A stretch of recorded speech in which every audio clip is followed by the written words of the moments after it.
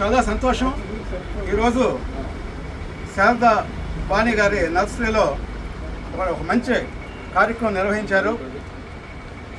చలివేంద్రం ఏర్పాటు చేయటం, ముఖ్యంగా ఈ ఎండాకాలంలో అనేక మందికి వాళ్ళకి ఆసరాగా ఉండటం అనేది గత 30 సంవత్సరాలు చేస్తున్నారు. ఈరోజు కొత్త కాదు.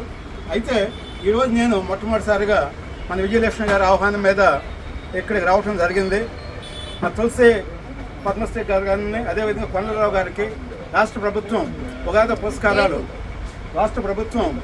పురస్కారాలు ఇచ్చిన సందర్భంగా ఇక్కడ కార్యక్రమం కూడా ఏర్పాటు చేయడం నిజంగా కూడా సంతోషించాల్సిన విషయం.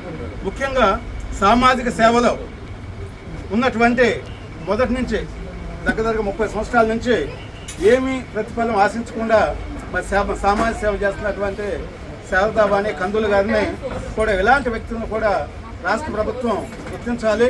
ఎందుకంటే కేంద్ర ప్రభుత్వం మనం చూసాం, ఈ మధ్యన మోడీ గారు అనేక మందికి పద్మశ్రీలు ఇచ్చారు. వాళ్ళకి చివరికి కాళ్ళకి చెప్పులు కూడా లేవు. అంటే అతి సామాన్యులకు కూడా పద్మశ్రీలు ఇచ్చారు. అదేవిధంగా రాష్ట్ర ప్రభుత్వం కూడా మరి ఎవరైతే సర్వీస్ చేస్తారో అలాంటి వ్యక్తులందరికీ నెక్స్ట్ టర్మ్లో అయినా కూడా ముఖ్యంగా ఈ సర్వీస్ చేసేటువంటి వాళ్ళని ప్రోత్సహించాల్సినటువంటి అవసరం ఉంది. మరి ఎక్కడైనా పొరపాటు జరిగితే ప్రభుత్వం సరిదిద్దుకోవాలి. మేము సరిదిద్దుకుంటామని చెప్పేసి పవన్ కళ్యాణ్ గారు కానీ, లోకేష్ గారు కానీ రోజు మీటింగ్లో కూడా చెప్తున్నారు అన్నమాట. అందువల్ల నెక్స్ట్ జరిగేటువంటి ప్రభుత్వ కార్యక్రమాల్లో అందరినీ ఇన్వాల్వ్ చేయాల్సినటువంటి బాధ్యత రాష్ట్ర ప్రభుత్వం మీద ఉంది. కూటమికి చాలా పెద్ద బాధ్యత ప్రజలు ఇచ్చారు కాబట్టి వాళ్ళు పరిపాలన కూడా 3 పూలు 6 కాయలు శాంతి బస్సులు ఉండేట్టుగా మహిళల రక్షణ కోసం కూడా ప్రత్యేకమైన చర్యలు తీసుకోవాలని చెప్పేసి విజ్ఞప్తి చేస్తున్నాను. నా పేరు వేల్పూర్ శ్రీనివాసరావు.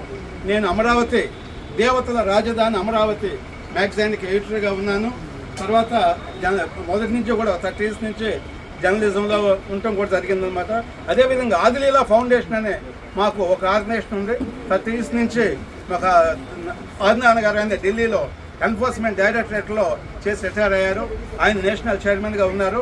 దేశవ్యాప్తంగా కూడా మేము 3000 ప్రోగ్రామ్స్ చేయడం జరిగింది. నన్ను కూడా ఇటీవల ఆంధ్రప్రదేశ్ అధ్యక్షులుగా ఎంపిక చేశారు. మన వాళ్ళు ఎవరున్నా కూడా కళాకారులు డెఫినెట్గా మనం వాళ్ళని ప్రోత్సహిద్దాము.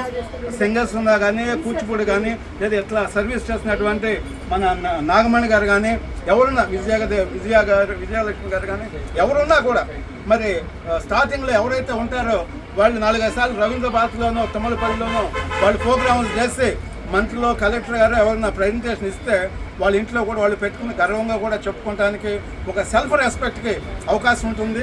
లేకపోతే ఎప్పుడూ కూడా మంత్రుల బంధువులు, ముఖ్యమంత్రుల బంధువులు వాళ్ళే ఉంటారు. ఎప్పుడు అవార్డ్స్లో మనం చూస్తూ ఉంటాం, ఏ ప్రభుత్వం ఉన్నా కూడా. మరి అలాంటిది మనం మార్చాల్సినటువంటి అవకాశం ఉంది.